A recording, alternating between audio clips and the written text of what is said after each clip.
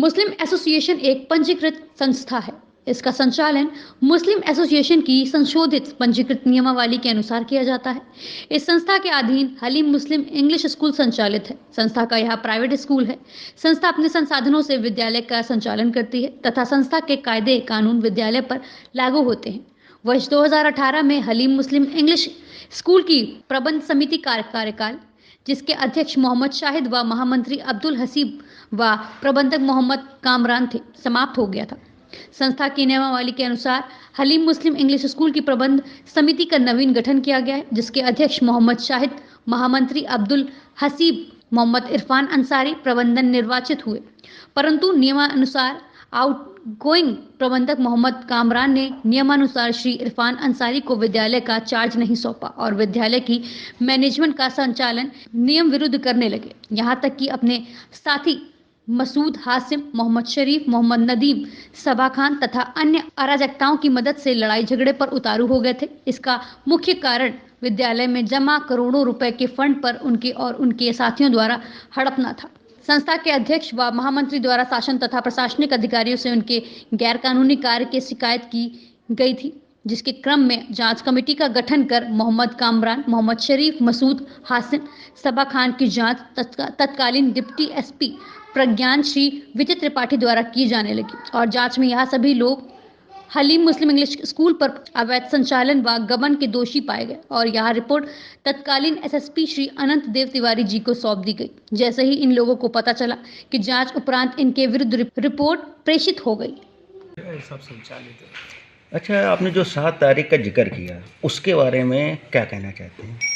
भाई 7 तारीख को ये है कि विपक्षियों के हिम्मत इतनी बढ़ गई है कि कायदे से तो उन्होंने पुलिस प्रशासन को चैलेंज किया और जिस तरीके से उस दिन भी हमको पुलिस ले जाने में नाकामयाब रही और जो इनपुट स्कूल से मिले कि यहाँ पर काफ़ी लोग इकट्ठा है और गुब्बे पत्थर और असला लेके और ये दंगा करा सकते हैं, तो ये एक बहुत बड़ी हिम्मत की बात है और हम यही चाहेंगे कि इसकी जांच भी कराए माननीय कमिश्नर साहब और इनके खिलाफ मुकदमा भी कायम कराए अगर सही पाए।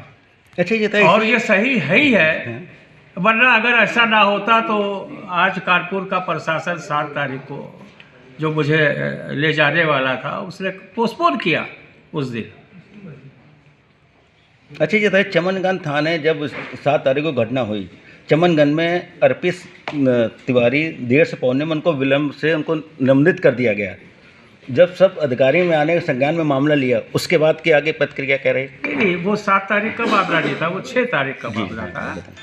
6 तारीख को तो थाना इंचार्ज साहब ने अपने अधिकारियों के आदेश का अनुपालन नहीं किया और मौके पर वो स्वयं नहीं गए। उन्होंने उसको आदेश को किनारे डाल दिया और अपने 2 दरोगा भेज दिए हमारे साथ, जबकि उनको सीधे माननीय कमिश्नर साहब का आदेश था कि आप स्वयं जाकर अपनी देख रेख में इस काम को अंजाम देंगे। जहाँ तक मुझे लगता है कि इसीलिए उनको सज़ा दी गई कि वो खुद नहीं गए और इतने बड़े अधिकारी का आदेश है, उनकी ड्यूटी थी कि उसको मानना चाहिए। क्या आप अपनी सुरक्षा के लिए पुलिस कमिश्नर से मुलाकात करेंगे? आप पर हमला हो सकता है? हाँ, बिल्कुल हो सकता है। मुलाकात कर चुका हो और अपनी सुरक्षा के लिए सिक्योरिटी की बात कर चुका हो। और जी, आपका जो हलीम मुस्लिम कॉलेज है कई वर्षों से विवाद के घेरे में बना रहता है, आखिर रीजन क्या रहता है? नहीं, हलीम पूरा नहीं है हमारा, ये खाली हलीम इंग्लिश स्कूल विवाद में है। अब सही है आपकी बात। हाँ। अब सवाल ये है कि भाई अगर कोई अराजक तत्व या कोई बेशरम आदमी काबिज हो गया है और वो चाहता ही है बर्बाद करने के लिए, तो उसका जवाब हम लोग झगड़े से तो देंगे नहीं।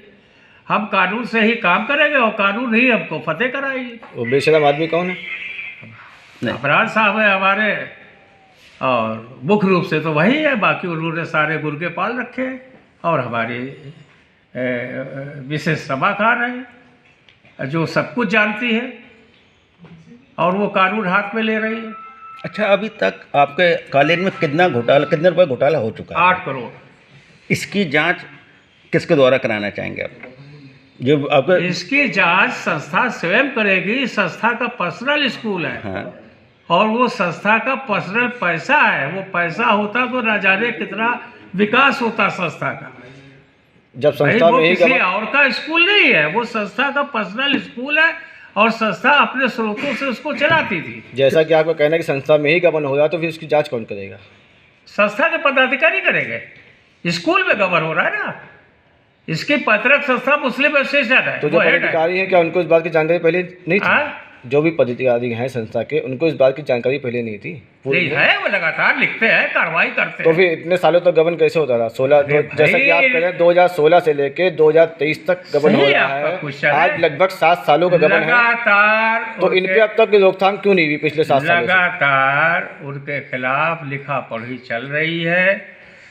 केवल एक्शन इसीलिए नहीं हो पा रहा है कि मैनेजमेंट, लीगल मैनेजमेंट नहीं आ पा रही है।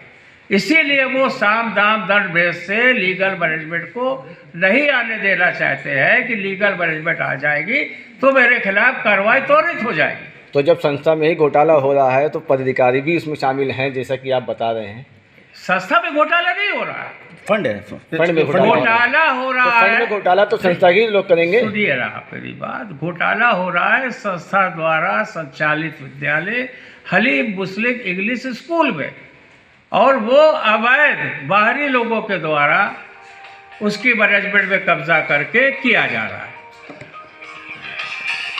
संस्था तो उनकी हेड है, संस्था को तो वो वहां से हिसाब किताब प्रेषित करते हैं।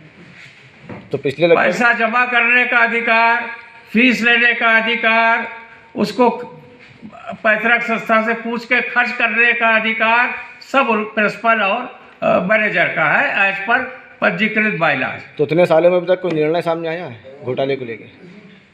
घोटाले का निर्णय कहाँ से आएगा जब मैनेजमेंट ही नहीं पहुंचेगी? लीगल जब तक मैनेजमेंट या संस्था का जब तक होल्ड नहीं होगा कैसे कोई कार्रवाई हो जाएगी? भाई संस्था इसीलिए तो प्रयासरत है